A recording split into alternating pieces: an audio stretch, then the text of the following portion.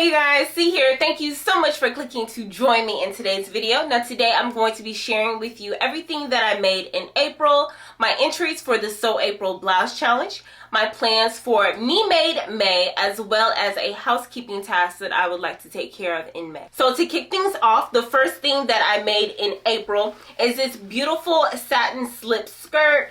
Say that 3 times, satin slip skirt. This is McCall's 7931. That is cut on the bias with a side invisible zipper. It is a very beautiful piece. It is a piece that I should truly be proud of. Execution wise, I definitely took my time. I took this invisible zipper out twice, which meant I did it 3 times just to get it as perfect as I could, right? Only to put it on. Only to attempt to put it on, and it doesn't fit. It doesn't fit at all, okay? So I had to shimmy. You know, once I shimmied it over my hips, which are nearly non-existent, once I shimmied it over my hips, I could not zip it. There was no amount of sucking it in that could get me in this skirt, okay? This is one of those reasons why you should make a toile, or you should just read the finished garment measurements. So say that I told you so's. I already know. Lesson learned, because this is a beautiful piece. I truly should be proud of it. Now there's a facing, and I already don't have much seam allowance to let it out as much as I need. The waistband of this skirt is an easy 3 inches too short, okay? I don't think it's worth the energy to revisit it and fix it. It's a goner. Fortunately, the poly satin came from Hobby Lobby, and it only cost me like $4 a yard. So I invested $8. The zipper, yeah, the zipper was a little more. But I'm thinking all in all, I probably spent $12 or less on this skirt. That's 2 cups of coffee at Starbucks, okay? It's really not a make or break. I don't think it's worth revisiting. I really don't, honestly. I don't want to fool with it. Now remember, this is one of the pieces that was mentioned in my batch cutting video. This was actually the last piece in the bucket. So once I finished this, I had nothing else batch cutted. Very proud of myself for that, actually. I cut and sewed everything that was in that container. So I'm happy about that. I'm proud of myself. Pat on the back. And so it sucks that I can't wear it, but remember, I wasn't keen on cutting this one anyway, because I went in my closet and realized that I have several satin slip skirts in my closet, and nearly all of them have the tags on them. So I'm not missing out on much. I have one that is nearly the same color as this, and then I would take you up to my closet so we can count them, but I'm almost certain it's 4 or 5 skirts, satin slip skirts, and all of them have elastic. So I'm good on the zipper. I'm good on this piece. I will give it to someone on Facebook. So I will take the measurements very closely, take a few pictures, and give this to a friend or family member on Facebook, just so it doesn't go to waste, because I'm not going to use it. I might cut it up for some pockets. Don't think I have much usable material for a liner, so I probably cut it up for pockets or something like that. I'd just rather give it away to someone because it is a beautiful piece. So that is the first thing. That is McCall's 7931. The second make that I made in April is Simplicity 8839. I did View B. That is the short sleeve blouse with the gathered sleeves. I used this Crinkle Rayon from Joann's. I purchased this fabric many years ago, before my hiatus. And I didn't have enough to do the view that I wanted to do. I wanted to do View A, the long sleeve version. Didn't have enough, so I did View B. I wasn't too happy about that, but I am glad that I cut it regardless. Now it's looking a little mangled, and I will tell you why. I did not use my pinking shears for the hems. I also did not do a narrow hem. I didn't do a rolled hem. I did a narrow hem. I didn't do a rolled hem to enclose the raw edges of the hem. And I went to go wash it, and it it frayed. Now you may be saying, see, don't you have a serger in the background of this video? And I would say, yeah, mind your business, but I don't know how to use it yet, okay? So since I unboxed it, I haven't touched it. And that's because I have to be in the mood to teach myself something new, okay? I have to be in the mood to figure out how to thread that thing. And yes, there are tons of resources out there to teach me how to thread it. I know that. I've got the manual. I have YouTube. I have blog posts. I've seen all of them. I've bookmarked all of them. I've saved all of them. I know they exist. I just don't feel like tackling it right now. So in the meantime, it's just going to collect dust until I feel like it. But, you know, an incident like this, yes, I am motivated to use it sooner than later. But for the meantime, it is what it is. I love how this blouse fits, and it was my first entry for the Sew April Blouse Challenge. I love how it fits. I love the colors. I like having it. I'm not really a paisley person, so this is a nice addition to my wardrobe. I am not going to get rid of this piece. What I'm going to do is get my mini snips, and I'm going to snip off the frayed edges, and then this fabric is dark enough and thick enough that I can use my fray check and won't have to worry about it bleeding through because it won't be visible. And that's what I'll do to salvage this blouse. I haven't done so before filming because I just didn't have the time. No, I'm lying. I had the time. I didn't want to make the time to tackle this because it's a lot, but it will get done. So that is Simplicity 8839 and my first entry for the Sew April Blouse Challenge. I love that piece. I look forward to wearing it again. The next garment that I made in April, as well as my last garment that I made in April, I didn't sew a lot this month. This is Simplicity 8601. It is another blouse. I did view C that ties in the front as well as on the sleeves. I am wearing it today. This is a Rayon chiffon, perhaps, from Hobby Lobby. I actually purchased it recently. I got it on clearance, $2 a yard. It was on a 43 or 45 inch bolt. So I purchased 4 yards of that just to cover my bases. I didn't know what I had in mind. I brought the fabric home, went through all of my patterns, and found this one that I've had for a little over a year now and haven't tackled. It is an easy to sew, and I do agree it is easy to make. Very simple. I would love to say it was a fast sew, but it was not. It wasn't fast because of the narrow hems. Much like the first blouse, these narrow hems are killing me, okay? This one almost took me out, I'll be honest with you. There were a couple times where I said, forget it. I'll tackle it another time.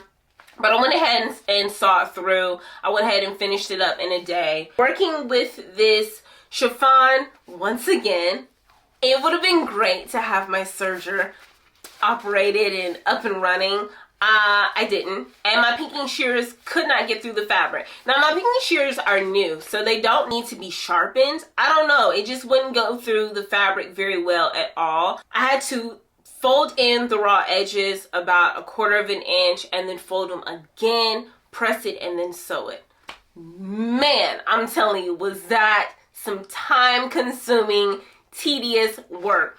I did it for the most part. There are some parts where I said, forget it.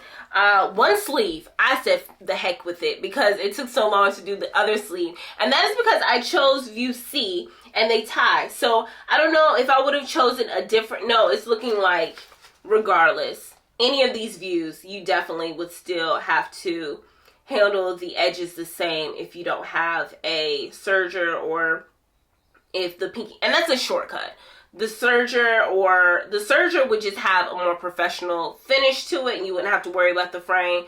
The pinking shears would be the shortcut to that. Not doing that at all, just depends on the fabric that you have. This is a fabric that definitely frays. And because I don't want to have the same scenario with the other blouse, I think I'm just going to hand wash this one moving forward. Now, I did use the fray check in certain areas, but the fray check bleeds through this fabric and it is noticeable. So once I saw it drying and you could see it, I just stopped using it. So I'm going to hand wash it and let it hang dry and see how that goes. I hope it works out because this is really fun and festive fabric. It's not something that I would typically gravitate to, so I do love it. I think it's a nice, bright, airy addition for spring and summer, and it's very comfortable to wear. I really enjoyed this pattern. I look forward to using it again. Now, it is out of print. I went on simplicity.com to see if it was still available. It is not. But of course, depending on your area, check out Etsy, check out Amazon, check out eBay, and this might still be available to you. This blouse was also my second entry for the Sew April Blouse Challenge, and that was my first time being able to participate in a challenge, period. I'm always late to the party. I always see things at the last minute, or I don't have enough time to get the materials or the supplies to participate, or it's just a pattern or an entry that I'm not interested in. So this was the first time that, you know, I felt a little free. I could pick whatever blouse that I wanted to, and I was able to use a piece that was already batch cut, and then I was also able to use a pattern that I had never used before. So I'm excited about that. Now, with MeMade May right around the corner, this will be the first MeMade May that I participated in a very long time. Last May, I was pregnant and in my first trimester, and sewing was definitely not on my mind. So this MeMade May is my first time participating in a long time. I think the last time I participated was 2017. And so my vow for this May is to go all month and not purchase any ready-to-wear clothing. I want to wear as many MeMade looks as I can. Now, because I've never taken any interest in sewing things with a purpose, I don't have a lot of MeMades that I can wear to work or out and about, just because a lot of my MeMades are either for the winter or for a special event. So I don't know how far I can go. I do hope that I can go at least the first 15 days wearing a MeMade piece. I wish I would have used April kind of gearing up and making some pieces, but it's all good. It's all in good fun. I will be documenting and sharing all of my MeMades as far as I can go on my Instagram and TikTok. So definitely follow me, check me out so you can see. I'm excited. I need to go ahead and start laying out all of my outfits so I'll be prepared. But that is my vow for this May, not to purchase any ready-to-wear garments and to wear as many MeMades as I can. At least 15. Hoping for 15. Now, for the month of May, I do want to tackle 3 sewing projects in particular. The first of which is my Mother's Day fit, and for that I'm going to be using New Look 6692. I'm looking at view A. It is a short sleeve version of this tiered dress. I'm excited for a couple things. It is lined. I don't have many lined dresses in my wardrobe. It also has a smocked back, and while I know that's very simple to execute, I've never done it before, so I'm really excited about that. I have gotten into the beginning stages of that pattern. It's all cut, and I'm working on it now, and I'm at the point where I am creating the casings for the smock back. So everything is going really well with that. I am using a Crinkle Rayon that I sourced from Joann's on clearance. This is a beautiful yellow, pink, orange, and white. It also has flecks of gold in it. Super pretty for spring and summer. I think it is going to look beautiful on me. I purchased this fabric 70% off. I purchased 5 yards because I didn't know what pattern I wanted to use. So I wanted to have enough for variety. I did have New Look 6692 in my pattern stash. I've had it for a little while now, and I've never used it, so I'm excited for that. All 5 yards of this fabric was less than $21, so that is a great find. Working with it, cutting it, sewing it has been pretty effortless so far. This is another fabric that does fray, so it'd be great if my serger was up and running, but it's okay. We're making it work. So I would like to get that done this week or next in time for Mother's Day. Now, the second thing that I want to tackle in May is my fourth entry for the Make 9 challenge, and that's going to be a pair of cargo pants. For that, I'm using McCall's 8367. I think I've shared this before, but now is the time I really want to tackle it. I'm going to be making View B. That is the wide leg cargos with the contrasting colors. I'm not going to be doing the contrasting colors because I just don't want to. It's just not my thing. For this make, I am going to be using a nylon, a light gray nylon. I love the shade of gray. So the light gray nylon, it has a little bit of stretch to it, so I think it's gonna hug me just right where I want it to hug me. The cargo pants have an elasticized waist, so I'm looking forward to that. I recently just batch cut a lot of things, so I'll be sharing that with you. In that video, I do cut this garment, and I cut the length much longer. So I added to the length because I want them a little baggy, but then I want them fitted around the booty. So I hope everything works out well. I thought about doing a mock-up or a toile of that because I am very, very, very attached to this fabric. One of the first few times I've ever been attached to a fabric, honestly. And I think I love how they feel. I love the color. The color is just, it's going to be a beautiful neutral in my wardrobe. I can see me dressing this up as well as dressing it down, and nowadays I need that. Dressing it up for work, casually it down for leisure, messing with the kids, doing things with the kids. I need that in my life, and I think this is perfect, so I'm really attached to it. I also cleared off the bolt at Joann's. When I purchased it 60% off. It was on clearance for 60% off, and I think 1 yard was around $6. So I did purchase the last 3.5 yards that was on the bolt. So I really wanted to work out, but it has an elasticized waist, and the waist is really my main issue. I also cut a large, I want to say, so I should have enough wiggle room that I can play with it and manipulate it, mainly around the butt. I really want it nice and fitted around my butt, and I told you I already lengthened out the pants, so they should be nice and long for my heels as well as my sneakers. Much like the last 3 makes for my Make 9 challenge, I will be creating a solo video for this make, so look out for that. Now the last thing that I want to tackle is this skirt, McCall's 8149. This is a pencil skirt, and I'm using this beautiful canary yellow faux leather. I purchased this from Joann's. This was not on clearance. This was on sale, and it was still $21 a yard. I shared this piece with you in a previous video, 10 things I do and don't as a garment maker. I did not read the finished garment measurements accurately, and the waistband was too small. Very much so. So because I really, really, really, really, really want this skirt, I went out and purchased another 2 yards to redo it. So I want to go ahead and finish that.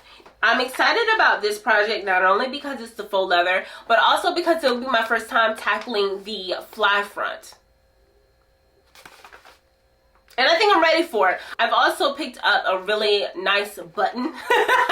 I'm really excited about the button too. So I really want this to work out. So I went ahead and repurchased the fabric. I recut what pieces that I needed to, because the pockets and the fly front, that was all transferable in a larger size. I also had to repurchase the pattern to get it done because I originally cut a 12, and based on my waist, I need to cut a 16. So I had to purchase the pattern again. Of course, during the $1.99 Joann's pattern sale, $2.99, whichever one it was, recently, my 2 Joann's did not have this in stock. I did not want to go down the simplicity route. One, because I already had an order that I was waiting on to be delivered. It shipped a few days later, and then delivery from wherever they are, Wisconsin, Michigan, wherever they are, it takes them forever to get it to my area. I'm in North Carolina, and it still takes a week to get it. So I didn't want to go that route because I was already waiting on an order, and it's just slow. I was able to find it on Amazon. With my Prime, I was able to get it in 2 days or the next day. I think it was marked down to around $9 to get it, so I went ahead and scooped it up. recut it. It's back in the queue. I want to go ahead and tackle it. Now, normally I want to tackle something just to get it out of the way. I'm tired of looking at it because I only do one piece at a time. This time I actually want to tackle it because I really want to wear it. I really want to wear it. So those are the 3 things that I want to accomplish in May. And then lastly, there's one housekeeping issue that I want to tackle in May, and that is destashing my patterns. Now, with the recent 70% off on simplicity.com, the recent 99-cent new look markdown patterns at Hobby Lobby, I've had an influx of patterns, okay? I just can't help myself. And I'm actually really happy that a lot of you can relate. Needless to say, I've had a major influx of patterns over the last month. I used to have one storage bin. It was pink. I'll show it. So I had this storage bin, and this was housing my patterns. I outgrew that, and I had 2, and they sat here for a good little bit. Well, I outgrew both of those, and so I got a bookcase. I outgrew the bookcase, and so I had to get another one. And now they're both looking very thick. They're both nearly full. Like, one is almost like, okay? So I just need to clear out the patterns that I've already used that I'm not interested in using again. Now that I have a better idea of my sizing, especially post-baby, and realizing that this is my size unless I decide to do something about it and I'm living my life, I have no interest in working out. I just need to get rid of some other patterns that just don't fit, some patterns that were never gonna fit, some patterns that the styles just don't really agree with me. They're not really practical, because I do want to get into some more practical MeMades. So I'm just going to go ahead and clear those out. And if you guys are interested, I'll definitely share that with you. But that is the housekeeping task that I want to accomplish. And so that, all in all, is my April and May. Next week, I'll be sharing with you everything that I batch cut. So if you are interested in that, make sure that you are subscribed and you come back. I can't wait to share with you all of the goodies that I cut for my upcoming sewing projects. As always, I love you for watching. I'll catch you in the next one. Peace.